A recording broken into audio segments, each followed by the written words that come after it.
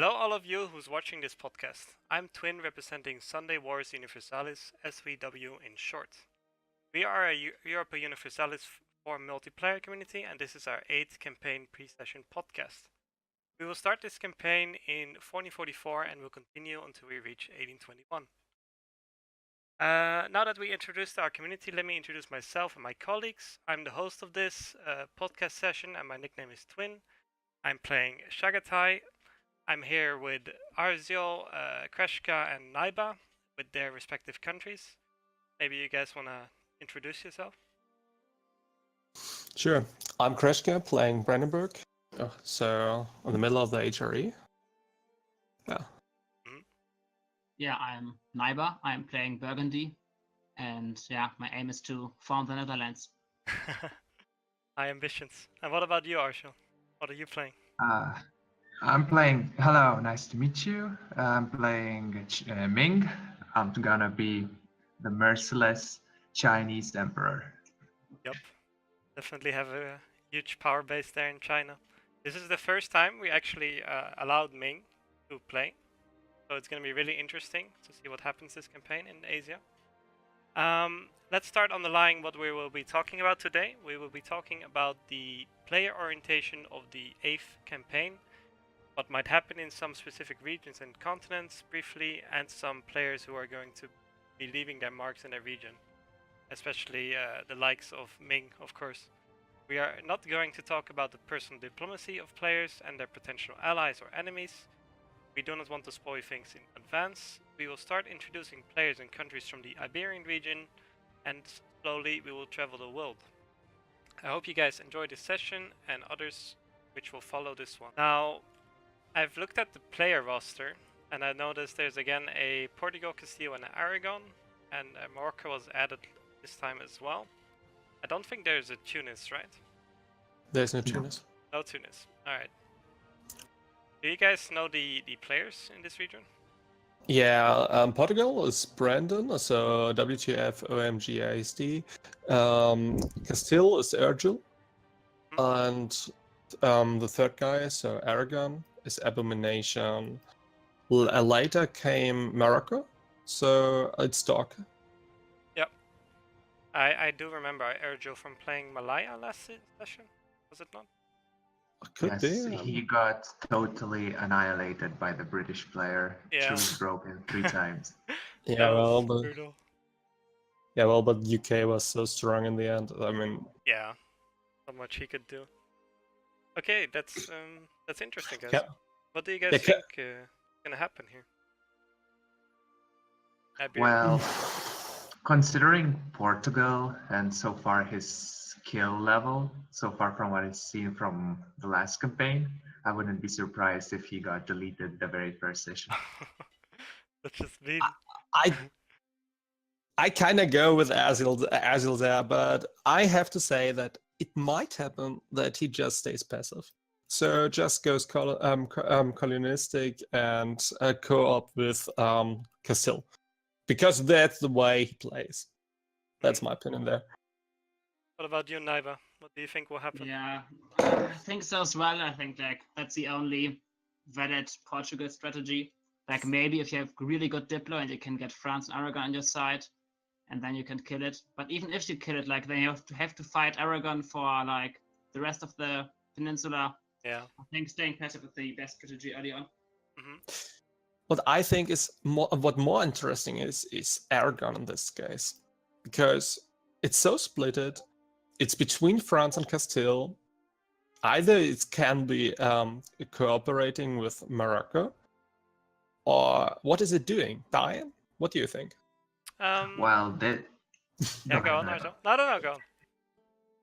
Well, this campaign we do not have a Naples player, so in my opinion, Aragon is gonna be a lot stronger this session, but this campaign. But depending on the French, the scale might really switch in Iberia. Yeah. Last season, Castile and Aragon kind of deleted each other. Do you guys think the same will happen again, or do you guys think something different will happen this time? Well, Well, if I'm correct, Abomination was playing Lubeck last campaign. I'm not 100% sure, so don't take my words for granted, but if it is the same player, he got really deleted. So if he didn't make nice Diplo with Toon, he will get wrecked, but knowing Toon, I don't know what's gonna happen there. Yeah. Let's move on a little bit to the north. The French Burgundy England region. I think Naiba plays in this region, right? On Burgundy. Sure. Yeah, Yes. I'm doing. How are the prospects? Do you have a good feeling about Sunday? Yeah, I guess. I guess I'm not spoiling too much that I want England dead, as I've already told everyone that I'm going to farm the Netherlands. Mm-hmm. You wanna And kill? yeah, You wanna kill England? that's like my number one goal. But so Really? England and Netherlands can kind of cooperate, I guess. Fair to note. I guess that's not your intention. Like I think like most people, I got like really shocked from like the Great Britain last campaign, and like kind of anticipated it when the changes in the last patch came out. And yeah, I don't want to have a strong Great Britain, so I want to kill it. Yeah, that's very admirable. What about the France player? He played in Florence last season, and he was doing really well. Formed Italy, was a really strong powerhouse. Yes, but you see, making deals with Toon is like a double-edged sword. The moment the deal comes to an end, he will come and destroy you. Whether you had a deal, whether he gave you a promise, if it's in his interest, you're as good as dead. But this is what I think makes it absolutely interesting. What this region makes it absolutely interesting, because you don't really know what is happening in the end. He will stick to his deals, but what comes afterwards, right? So there won't be a hackbox, a real hackbox. So it could be that Toon just goes, as we said before, goes into Castile, Aragon, and such, so to Iberia. But it could happen that he might go to Italy as well. So it's kind of interesting there. Mm-hmm. Yeah, that is very true. But the English player, according to the rumors, they're friends. So, if Toon made deals with you, Naiva, you'd better watch out, buddy. Well, last Okay. season we also saw France and England cooperating. In the end, they broke it. They were arch enemies for the rest of the game. That could happen again. Let's True. move on to the HRE. I think we have a shit ton of players here. I know that Kreshka plays Brandenburg. You also mentioned the Münster, definitely in Austria, Bohemia. You probably have the most knowledge of this area, Kreshka. Revealing some. Yeah, sure. There is a Lübeck, a Hamburg, a Münster, Brandenburg, Bohemia, Palatinate, Bavaria, Austria, Switzerland, Milan, Savoy. All right, and a TO, and a Pope and a Venice, which is kind of not a part of HRE, because they have the decision to join but didn't join yet. So there could it be really interesting. I don't know. So Bohemia, for example, is Falshiren. Hastrid, who always plays actually Bohemia, is playing this time Austria. So it might be possible that he exactly know what happens there. So, or they are just cooperating. I don't know what he prefers there. Yeah. But there as well a Bavaria, which is played by Burly Rocket. I really don't know him. Just saw him joining some custom nation games and such things, but I really don't know what to expect from him. Yeah. So it could be that he is really good, but it could be that he fucks it up. Yeah, I do remember Falchion being really, really good in the previous session. It was just a shame he couldn't play anymore, and he was killed off by Great Britain as well. He played really well in that Korea, East Asia. Yeah, Hargud is playing Austria now. What do you think, Arjun? Is he gonna kill Bohemia or not? Well, knowing Hargut and his love for Bohemia, they might just cooperate. Yeah. But there's another player that might tip the scales, who's playing Munster, as he was the winner one of the winners of the previous campaign, though he ended up being in a 5th place, but still a winner.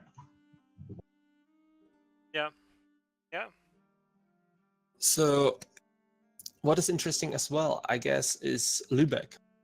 Because it's an emerging republic, it has very many options to survive, even when it's just OPM. But next to in Hamburg, it could be difficult. Yeah, you think well as- those guys will have an early game war? Or I don't know. What would you do? Just inviting him and just cooperating? Could be, but Hamburg wants to expand as well, right? So it might happen that it could turn into a conflict. yeah, Just an expectation, right? they share the same node. Yeah, that's it. That's hard to And share. Hamburg is a trade center as well, so. Well, Lübeck is not a rich enough node to be shared with other players. Mm. I think Lübeck in general can be shared, but if you want to go like Trade Republic, which I expect Lübeck and Hamburg want to go and like really make the big money, then you can't share it. I think the only reason the two would cooperate would be like outside pressure. Maybe Denmark wants to like take over the node, or TO. I could imagine that they would work together in those scenarios. A good point. We have a Hungary player, Poland player, Lithuania player, Muscovy, Sweden, Denmark. Am I missing something? Did you mention the Golden Horde? Oh, Or yeah, the Golden Great Horde? Yeah. Great Horde, yeah. And Ottomans, of course. Do you guys know any of the players on Sweden or Denmark, Poland? I do know the player on Muscovy. He's also one of the winners from the previous campaign. He was a rather passive player at the start of the game, Who was he but playing? later on, he was playing Ireland. Ah, yes. Yes, who later on showed his ambitions and started going for players. So no, he might be playing passively and friendly at the start of the game, but later on, he will probably show you his ambitions. Sorry. There is going to be a Poland and a Lithuania player, which means Poland won't get the event. But I heard that Poland will get a 3-3-3 king at the start of the game. Is that correct, Kreshka? Absolutely right. So I don't expect them to cooperate, since it's a kind of, I don't know, a birth of rivalry right from beginning, right? So, but between being Lithuania, between Poland and Muscovy, we might see a Great Horde in Lithuania joining together against Muscovy. So they could co-prosper there, right? You mean the Great Horde and Lithuania? Yes. Yeah, Would be the wisest move, in my opinion. Yeah, I agree. I definitely think they should at least try to eliminate the bigger threat, which Muscovy. Moving on to Denmark and Sweden and the Teutonic Order, we can take that one as well. Do you guys have any expectations of these players? Well, maybe Sweden will cooperate with Denmark and also expand into either Teuton lands or Russia. But that way they will come into conflict with the rest of the eastern countries. I don't know what happened last time to Denmark, and I do know what happened to Sweden. But what happened to Denmark last game? Didn't he get completely destroyed by England, or how did it? Yes, he got destroyed by England just by losing his capital. He pretty much collapsed afterwards. Oh, did he get Well, CB'd, or how did it happen? There? No, it was kind of my fault as well. So I don't really want to say much about it. Oh, that's fine. Want to add something? What I guess, because I know both of them. Denmark, the Danish player, just were in our very first campaigns, and he is kind of strict in his ways how to expand. So it reminds me kind of of Ladolf, but I'm not that sure how he's playing this time. But what we can say, the Swedish player as well is a very diplomatic guy, and he accomplishes to survive, unlike me. So it might happen that Sweden might go out and survive out of this personal union. Mhm. But what happens then with Denmark? I don't know. I can't just expect that it dies then. I don't know that. Yeah. Right? Denmark in general seems like pretty vulnerable nation, being surrounded by all the major European powers and England. Totally. Have you guys ever seen Denmark survive or do good in SVW? Yeah, I think it What? was like fourth campaign, or when was it? When Denmark was absolute naval superpower, and like he cooperated with Sweden. with, Yes, like, it Lena was Sweden. Hastrid. It was Hastrid allying Sweden, who was Leinert. Sweden was about to form Prussia, which is not possible in our campaign now. But Denmark was as well allied to England, which meant which gave him the opportunity to backstab him by taking maritime and naval and killing England and taking it over. I guess that's the way to go for Denmark. Take I don't England. know that. I would happily see that. Yeah. Would turn out really difficult for him, I guess. Early game, everything's possible. And it just depends on what France wants. We have an Ottoman player, but what I want to talk about especially is the Timurids, who is you've literally put all the nations around him, Kreshka. Every nation, every bordering nation is a player for the Timurids. Almost. Oh, almost? Which one is not? No guy. This, yeah, I guess no guy. Multan But then and Sindh. Multan and Sindh, the Yeah. Indian players. No, Sindh is Baluchistan is a player. Yeah, Baluch is. Oh, yeah, I see. Yeah, true, you're right. But Multan isn't. Yeah, I guess Multan isn't. And Mushasa, but those really never get played. Yeah. So let's start with the Ottomans. Maybe someone wants to talk about the player of the Ottomans? I do. Alright. I do. Go ahead. Brick, I would, in my opinion, Brick is a rather greedy player. If you disagree or show even a small sign of that you're not gonna give what he wants, he will literally come, stab you in the back, and take it by force. You see, that's I would agree with that like idea of like Ricky's diplomacy in general, but he's also a really good player. And if you manage to get him on your side, like you can become an absolute superpower. Is he a loyal ally? Not so much. Not so much. I think. Well, at least. If he thinks of you as an ally, he is a loyal ally. But I think he doesn't really see all his allies as allies. Yeah.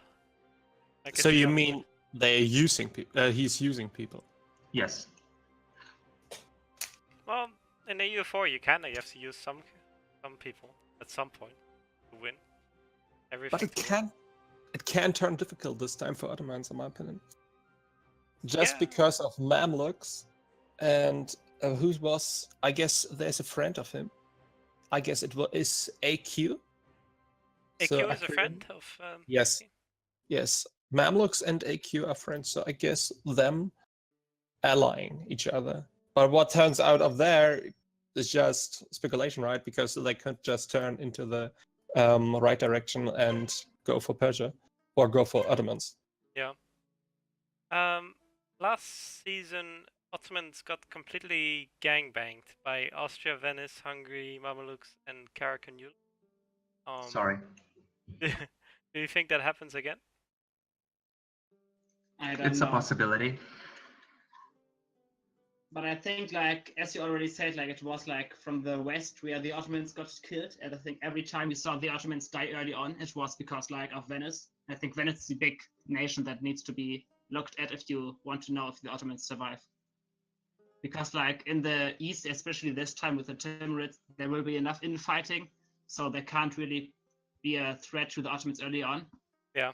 And if the west is, like, either neutral or even allied to the Ottomans, then they will survive. And if they manage to piss off like enough Western powers, then they might be killable.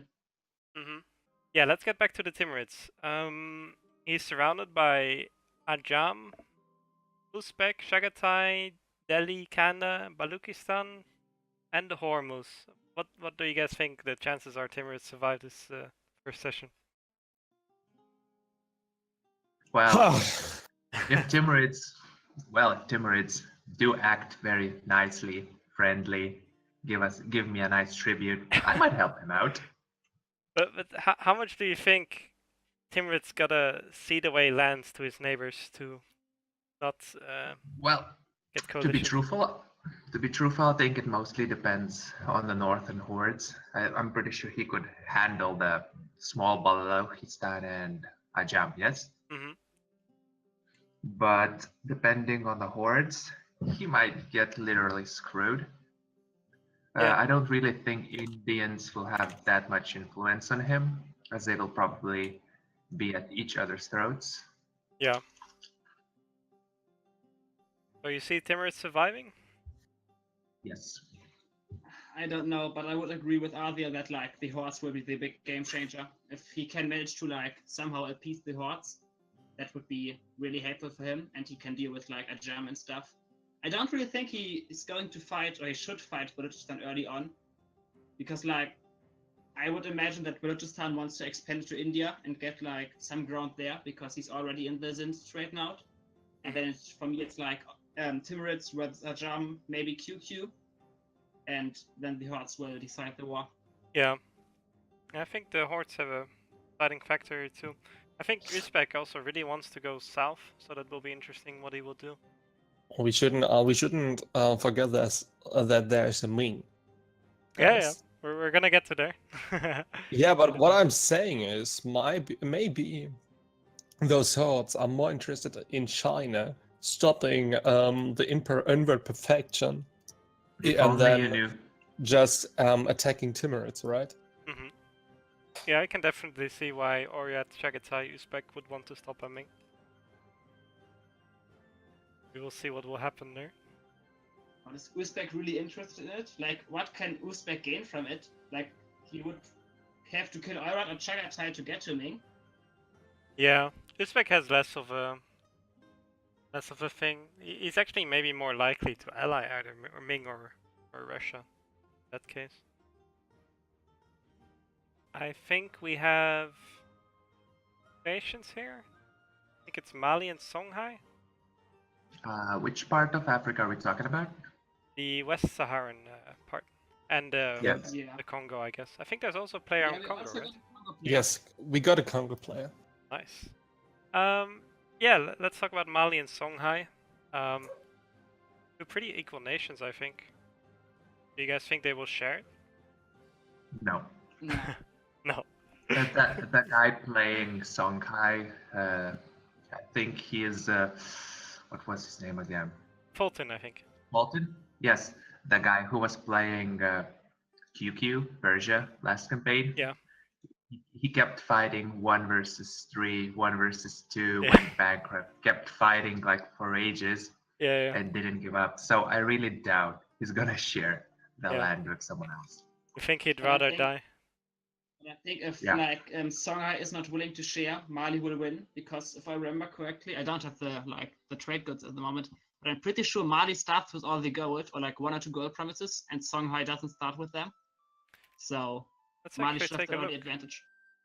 That is true. Mali does start with 1 gold mine. Mali starts with 11 income, 6.6 from gold. And Songhai starts with 5. No income from gold. So that definitely favors the Malian side. Next Songhai has like I think a little better ideas, but he needs time to unlock all of them. And Mali ideas are not completely shit. Mm-hmm. If you ask me, it depends on the person who gets deck 4 first.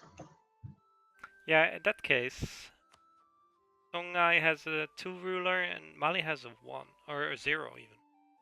But still, you can buy like points with your advisors. And if you're just like, if Mali just expands quick enough to kill Songhai, that would work as well. And I'm pretty sure that like the Songhai ruler and heir are like super old. They usually die off like super quickly.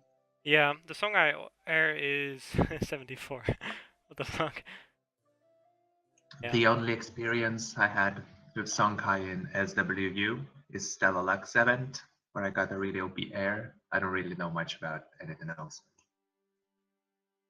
So you guys bet your money on Mali. Yeah, I would Yeah. bet No. do the same. No, I'm betting it on Songhai. because of the I'm player. betting at Mali. Interesting. Yeah. Then we also had the Congo added. I guess he's gonna fight the winner of these two. Or how do you guys see it? Yeah, Well, like, I think he will have more problems with colonizers if they do manage to cooperate instead of fighting each other in Iberia. but I think this time the Congo might have a chance because like if there's only like one player in like Western Africa, then like this Mali or Songhai, whoever it is, can easily kill Congo.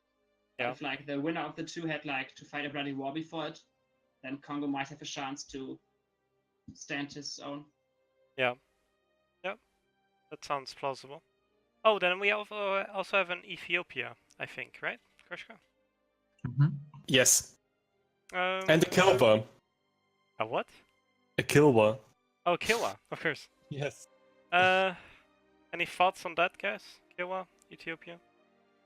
I think it's like basically a giant like food chain. Like if Mamluks die, Ethiopia survives, and then they can kill war. But if like Mamluks survive, they can kill Ethiopia, and then Keo will survive. That's like how I think of it. Yeah. It's like the bigger fish needs to eat the small fish, or even the smaller fish will survive. I see how Like you a mean. domino. Yeah. I think there is 6 players here. There is Yes. Delhi, Jampur, Bengal, Mewar, Bamanis, and Vijayanagar. And I guess you can kinda count Baluchistan as one. Eh, Yeah, what's up, Arsu? no, nothing. Alright. First off, the rivalry between Bamanis and Vijayanagar. Who's gonna win? I need predictions. You say win, but we're not 100% sure that they will fight. Maybe they will cooperate. Think they will Which cooperate? would be absolutely dumb for Bachmanis, in my opinion. Yeah. Because the longer it takes, Bachmanis gets weaker and weaker. We all know this. And if Vijayanagar is going for that strategy, not causing the war, just waiting and getting Tech 5, getting Tech 4 with military, such things, Mhm. I totally go with Vijayanagar there. I wouldn't Well, go with but- them that early on because of all the like Muslim bonuses and stuff like Bamanis has. But like, if they actually cooperate, then Vijayanagar is better off. But I think Bamanis needs to fight the war. And like 1v1, I would 100% put my money on Bamanis. But like, India isn't 1v1. India has 6 players, and Yeah. usually it's very bloody. Yep, we saw that last season with the most bankruptcy wars in the game, I think. In the start, at least. Yeah. Well, both Bachmanis and Vijayanagar are both good players, Sideways and Anders. So if they do go to war, it's going to be a really good one. Hmm. Do you think Sideways gets in the same scenario as he was in Iberia last season, where they both kill each other? Well, the last campaign, the last situation was a lot different, as he was kind of sandwiched, and there was a Morocco, yes. Yeah. You mean he has more reason to expand, or more ways to expand now? I guess. More like he has less enemies to fight, as south is pretty much clear, only the north, and considering there are more players above Bachmanis in the north, he might have better chances and an easier war, depending if the northern Indians decide that Bachmanis has to go. Yeah. Do you think that would be a smart move to empower Vijayanagar? Not necessarily. If I was one of the northern Indians, I would just let him duke it out forever. Yeah. Yeah, that sounds smart. In my opinion, I wouldn't do that. I would just if I would be a Jaunpur, right, I would just wait for me and Wait bend for the knee. I would bend the knee, take over India after that myself, because then I can just choose when to strike. Because Vijayanagar nor Bachmanis could just attack you, because Ming would just defend you, right? Well, you say defend, but just because he becomes a tributary doesn't mean Ming is gonna defend him. All it Yeah, does is- true. It doesn't Yeah. have to happen like that, but that would be my preferring choice, right? My preferable choice. What it does is really give them a doubt whether they should attack or not, because if he does defend, they're gonna get screwed. That's the highest, how should I put it, like the risk you're taking if you're gonna attack him. But it doesn't mean that just Jumper could become a tributary. Bengal, Delhi could become one as well. True. Even Vijayanagar or Baghnanas. Yes. Like for me, the dark horse in India is like Meva. It might be just a personal preference, but Meva has like either it has the gold mine or it lies like one province away from the gold mine. Like either Meva or Malva has the gold mine, and like most people underestimate Meva, and if it stays low, it later on can like get like really huge, and it has like really good ideas like discipline, fire pips, movement speed, and like all around it has like nice ideas. So Meva might not be the favorite in India, but I think for me it's like the dark horse in India, especially because of its potential in the late game. Holy shit, I just looked at the Maywar ideas and it's insane, dude. Yeah, they can go toe-to-toe with Vijayanagar. Like, movement speed minus war exhaustion is really nice in late game. Prestige, land leader fire, that's really good. Port defense, and he starts with the gold actually. Is he Hindu as well? Yeah, he's Hindu as well. Yes. I don't know why people don't play this nation more often actually. Looks pretty sick. Well, right. Out of all 6 Indians, I'd say Mewar has most breathing space. Well, maybe Bengal included, because Delhi, Jaipur are kind of in the middle. Yeah. Because they might be bordering Timurids and Chagatai as well. So it really depends on their neighbors as well. Though, if I had to say, the worst one would be Jumper, as he's pretty much surrounded on every side. Yeah. Since Delhi has cores on Jaipur as well, right? Yes. I think the question is, does the Delhi player want to play Delhi, or is he going to release Punjab? I mean, he kind of has to leave Punjab if he wants to make an impact. I guess late game, he's right? going with Delhi. Stay with Delhi. I guess, yes. Yeah, Well, it's releasing hard choice. Punjab might get him killed though. Yeah, that's the hard question for Delhi. I think in the last season, the Delhi went bankrupt and then released Punjab, so he didn't go bankrupt. Yeah. Is that a legit move, by the way? No, Not really. but because he died anyway, we didn't really had to do anything. But generally, we are against like switching nations. Like you have to do it immediately. Mm-hmm. Yeah, I understand that. Yeah, I just want to point out one more time that Maywar also starts with a stick ruler. 446. And it always had the morale bonus, like some most players get like generic traits like random stuff, but Neva always gets a morale. Seriously, that's insane. That's quite helpful for the early game. Yeah. And I think they also get like have both traits fixed, but the morale is definitely fixed. Yeah, I can definitely see why you call Maywar a dark horse. You mean Jamie Khmer? is Diviet. Yeah, I've yet. Nate Dogg is Khmer.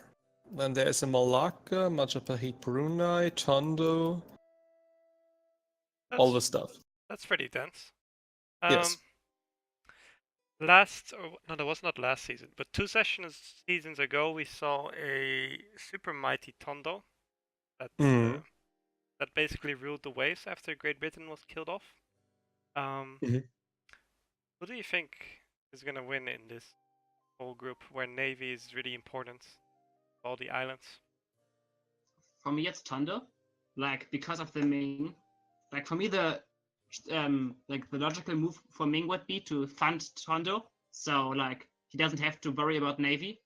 And the one thing Tondo is like missing is like early power, but with the money from Ming, he can just like survive early game, and then he can kill all the other people around him because of his way better naval ideas.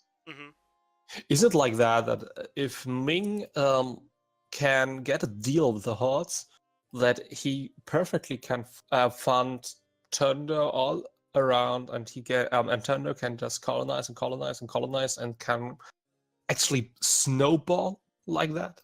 Mhm. Isn't it the thing? Yeah, Imagine My that. opinion, it could totally happen. yeah, I can see that happening. I can definitely see why Ming would want to do that as well. Mhm. Do you guys think the other powers here would realize such a thing? Doubting. Totally doubting. It's possible Maybe. they might be getting on Ming's good side as well, Hmm. not just Tondo. Yeah, sure. Like it depends on Ming. Yeah. But like if Ming Tondo is like was like a sure thing, then I think there isn't a lot the other people can do, because none of them are tributaries, right? And Tondo is a tributary. Brunei isn't, and Majapahit isn't as well. Malacca Okay, is, I so think. Malacca is. Yeah, that maybe Malacca can kill Tondo early if he has to do that, then he needs to like have some kind of insurance from like Brunei and Majapahit. Because if I was Malacca, I wouldn't trust like Brunei and Majapahit to No, not kill me. me neither. There generally can only be really one nation around this area, I think. I've never really seen it being shared in the Indonesian islands, at least.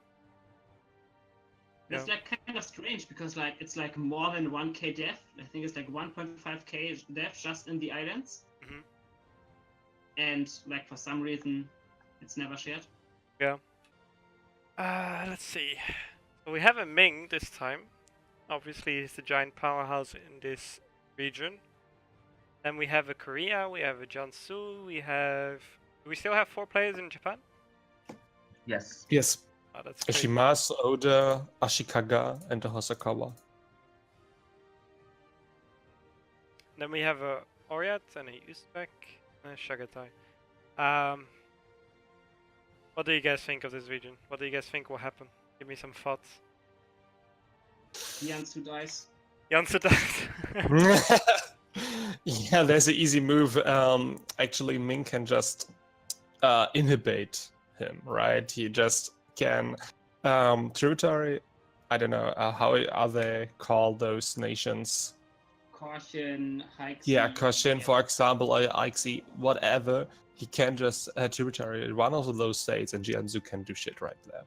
Yeah. Does Jiangsu start as tributary? No. No, Oh. that's the reason why I'm saying that. Yeah. Oh, Could that's you- so bad. Turning out really bad for him. If Like, Ming Ming really doesn't wants even to... have to declare. Yeah. Because he can just like wait for either Jiangsu declares or he dies because of his horde unity drops to 0 because he can't fight any wars. Yeah. Jiangsu is in a really bad spot when there's a Ming. I think it can only really be saved by the other hordes. Maybe Korea. But I don't think they're very happy to do something like that. Yeah. No one wants to see banners.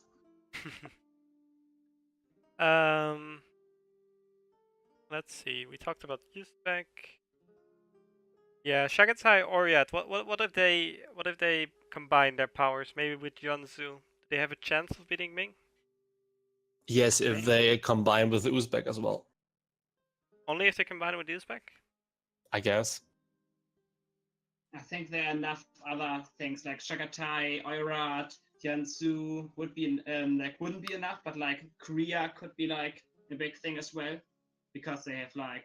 But the problem is like if you have like hordes and non-hordes fighting together, you get the problem that like the cavalry ratio gets fucked up because of the non-hordes. Yeah. So like the working together will be the problem. Yeah. And like unlike reality, like fighting a two-front war is like a positive thing. So if like Daviet was to declare as well, Ming could just like stomp Daviet into the ground and then fight on the northern front. Yeah. Yeah, that's really tough as Daviet. Can't really join that war because you can get so isolated. Can't link up with the other hordes. Or with the hordes. Last thing I want to talk about is... Oh no, 2 things I want to talk about. Japan and USA. Let's start with Japan. There's 4 players now, and Yes. we've never seen that much, have we? No. Not really. So, and we even have the shogunates themselves, and 3 daimyos. What's gonna Yeah. happen? That's interesting, in my opinion. Just because the shogunate, the Ashikaga clan, just gave himself rules, like he can't be any daimyo, which means he actually needs to wait that a daimyo gets like 10 provinces. So the daimyos could just stick together, ally each other, and kill Ashikaga. Even Yeah. though they could just all work together, but I don't expect that.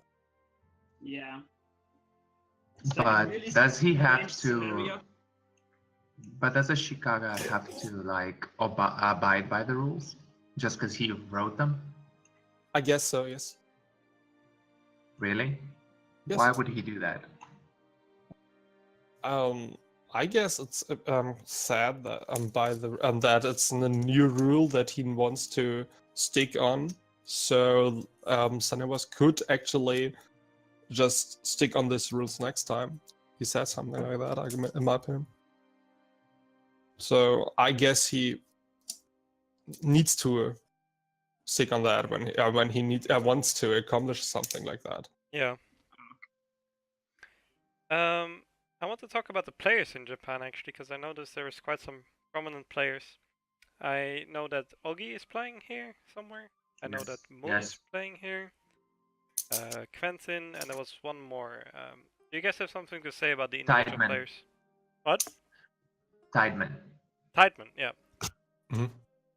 Tell me something about the players. Tideman, I think he's playing Shimazu. He's like really cooperative, and like I think he can easily be talked into like working together. And I think Japan needs to work together, because if they fight forever, then like either Korea or Ming can just invade them. Mm-hmm. So I could like imagine like a Shimazu Hosokawa alliance, and then like Hosokawa can just like make a claim on Oda. They kill Oda, and then those two dominate Japan, and either they work together with Ashikaga or they also kill Ashikaga. The only problem I see is that like Shimazu doesn't have a lot of space to expand if he works together with Hosokawa. Like they would have to make like a giant snake through Japan to split Japan. Yeah, that's But gonna like, look I ugly. think that would be for me like the most realistic scenario. Those two working together. Do they have complementary ideas as well? Like, Yeah, that's like a really nice thing. I could see that happening. We have Aztecs. We have Aztecs. We have a Cusco and the Aztecs. All right. Yeah, that's pretty straightforward. I guess they're gonna single player in the first session. Totally. It really depends on Iberia and England as well. So England wouldn't go for South America, in my opinion. So it really depends if the Iberians are working together, or just fighting Aragon, or just fighting each other. And it depends on the Pope there. Pope. Why the Yes, Pope? totally, because he can just I'm missing the word right now. Excommunicate? No. It's not about that. He can just delay the spawn of the Protestants, right? So it can delay the age as well. You mean that they Which get the means- age bonus? Yes, which Critical miss. means yes, that's it. Yeah. So it could be really interesting there. Do you think the Could- Pope would do that for Iberia? Give him that favor? While it's just on his interest, right? Because it's Well, yes. You say do it, but the longer he can prevent it, the better it is for him as well. Because the sooner the Reformation comes, the sooner his own provinces will start getting converted. Yeah. But it also depends on which nations will switch to Protestant and Reformed. The further they are, the better he is off. Mm-hmm. Yeah, like regarding the Pope, like I haven't seen it yet, but I personally think like Pope should go Sunni, because it's like the What? thing for him. No, like he can't go Sunni, unlike he can, like he's like the tech Pope is hard coded not to switch to other Christian religions, but he can easily just switch to like non-Christian religions, and people should just like switch to like Islam and get rid of the problem all around. That would be funny, actually. Have you guys ever seen that? I haven't seen that, but like Never. But the Pope has like the event where he gets like permanently discipline and tech cost. And like if he stacks the tech cost with the Muslim tech cost, that would be really great. Yeah. Yeah. Well, another question is whether the American natives will fight each other or will they cooperate? Or will they cooperate with European colonizers and wipe each other out? Why should they? To be honest, Well, why shouldn't they? Because they are just expanding faster. Yeah. It's They have a possible. lot of depth to share. The other thing is like in like America, the main limiting factor is like you're running out of states, so killing another player in America isn't really worth the trouble. Back to the Catholic, guys. That's the last discussion I want to have. Is it worth keeping Catholicism, or do you guys think everyone should go Reformed or Well, it Protestant really to the depends on the multiplayer? nation. It depends on the nation. Yes. Everyone but Castile. Like Castile No. maybe can stay Catholic, but everyone else should switch. No. Münster, for example, as well. Why Munster? Why? Because it has yearly papal influence. One. It does? It does. Doesn't matter. It does. Absolutely, it does. In my opinion, I mean, you have more bonuses out of that, right? So, There's some papal bonuses that are pretty good.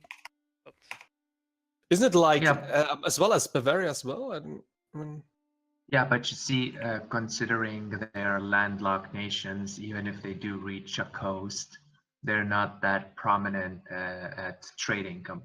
As for Castile, for example, it's a colonizing nation. He can easily stack up mercantilism, so it's a lot easier and better for him to use it. yeah. So you guys think Castile should stay Catholic? Well, for as Absolutely. long as he can. Yeah. Depends on what he wants to go. Like if he wants to like go full colonial, then I think it's worth it to stay Catholic. But if you want to like have a part on like the European conflicts, then he should switch as well. Well, you see, it also, if he goes Protestant, he gets extra colonists Yeah, from that's nice. one of the church aspects. And if, let's say, he's colonizing the same area as other Catholic nation, he gonna get some colonist debuff. Yeah. Because speed if, yes, because if Pope declares a certain region to a certain country, if other countries try to colonize there, they're gonna get reduced colonists. Alright, I think that about wraps it up, guys. We're gonna be ending this podcast. I hope you guys enjoyed it. We're gonna be back after session 1, where we're gonna discuss all the player wars and the expansions and the intricacies, every crazy stuff that people have done. Thanks again for watching. Signing out.